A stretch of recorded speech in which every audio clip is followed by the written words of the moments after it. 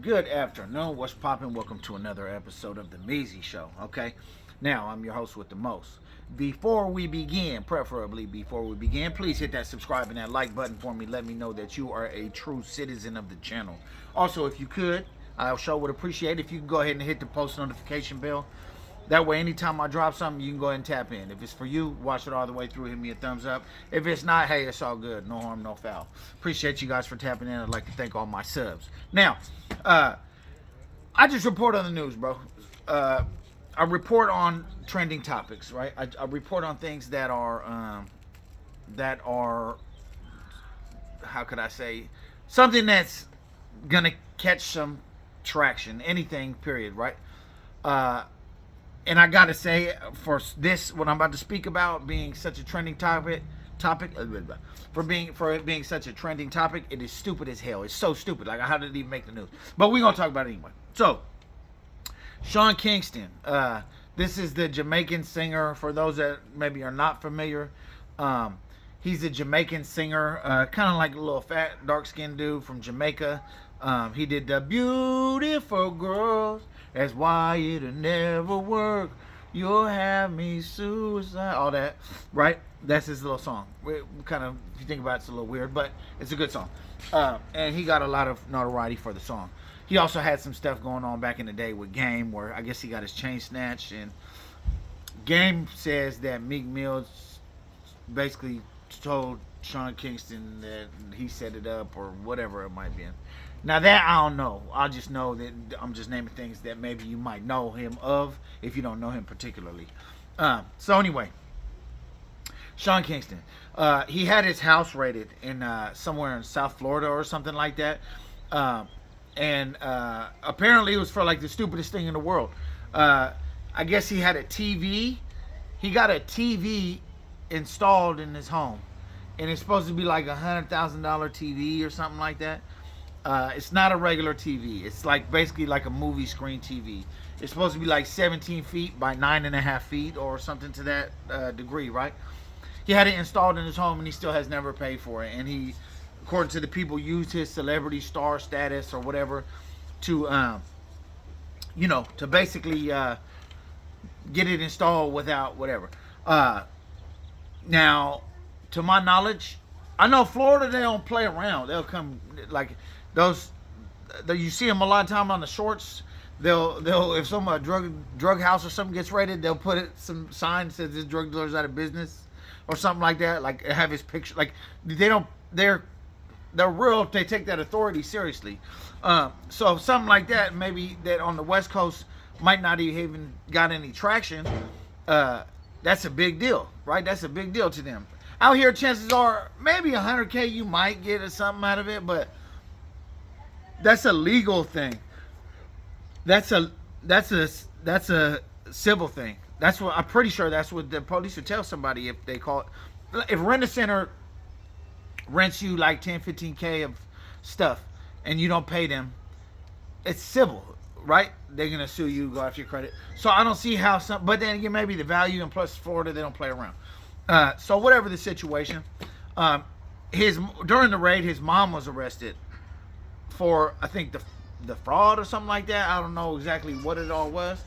And he was not arrested. He then took to Instagram after his mom was arrested, talking about, oh, people just want, people just want to basically, people just want to bring negativity, right? I'm talking to my lawyers. My mom's fine, right? Then he's in the IE somewhere. I want to say some place called Fort Irwin, somewhere in San Bernardino County in the IE. And then they finally had a warrant for his arrest, right? So he gets arrested in the IE, and from there, I don't know what he was doing, whatever. But from now, I'm assuming he's waiting extradition. But he could just bail out, bro. You know what I'm saying? He can bail out and he can pay his bail and then just go back for his court date and deal with it then. Which is what I assume if he has a bail. That's what I assume he's gonna do, right? I don't assume that he's gonna sit in jail. It's Sean Kingston, right? He's got millions of dollars, and he's got access to other people with millions of dollars. So I just feel like this whole thing is kind of stupid. It makes me wonder why. It makes me wonder why. Number one, why did he get something like this is a civil thing. If we make a contract, you're gonna give me this. I'm not gonna pay you now. I'm gonna pay you later, and then I don't pay you later. That's civil. That I didn't steal it. You get what I'm saying? Unless I put a different name, you feel me? Unless I say my name is McHickerson or something like that. Whatever. Then you're gonna have I didn't like, you know what I'm saying. But if I give you the correct information, there's no, you get what I'm saying. So out here it would for sure be civil. Then again, every case is different. I don't know all the elements of the case. I don't know what they're alleging and what they're not. I just know that the TV guy spoke on the news about it. I have heard about somebody, and I don't know if this was has something to do with it or whatever, but I have heard about somebody go to the car dealership. Right, he gets his money, but he ain't he's not he don't work. Right, he sends someone else to work. Basically, we'll just say, right. Anyway, so he was up in the county, right, and this individual, I guess, apparently printed some fake pay stubs and brought it to the car dealership, right? Brought it to the car dealership, and then was like, I got the bread. I got like 3,000. I put 3K down, and then you could take this, rest of this, whatever. Then the Chaldeans was like, all right, yeah, it's cool. You feel me? Hold up. They double back, called the police, talking about the fake pay stub. Police came, you know what I'm saying? Blah, blah, blah. And he ended up going to jail for a fraud case. And he ended up bailing out for that too. You feel me? Anyway, nevertheless, if it was a situation like that, yeah, maybe I can see, because now you're lying. Now it's a breach of whatever contract because it's false information. That's fraud.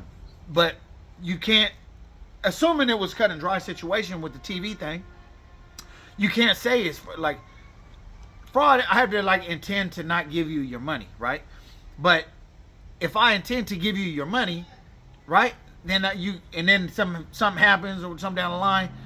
How's it fraud? I just didn't pay you. Take it up with the courts. You get what I'm saying? Take it up with the lawsuit or something. Go file a civil suit for $50 at the courthouse. You understand me? Go handle that, and they're gonna if they're gonna review it and see if you got something, or if you don't. If they do, they're gonna call me up there, or we'll just, you know what I'm saying, take it out in kangaroo court. Never have I. If assuming it's as simple as they're making it sound, never would this happen anywhere that I've been. You get what I'm saying? Nah, I'm like, you know what? I got a homie, now that I think about it. This is a long time ago, though. This is in Washington. I got a homie, right? He got in some type of trouble for something, right? Prior to him getting in trouble, he had some little rent-a-center furniture, right?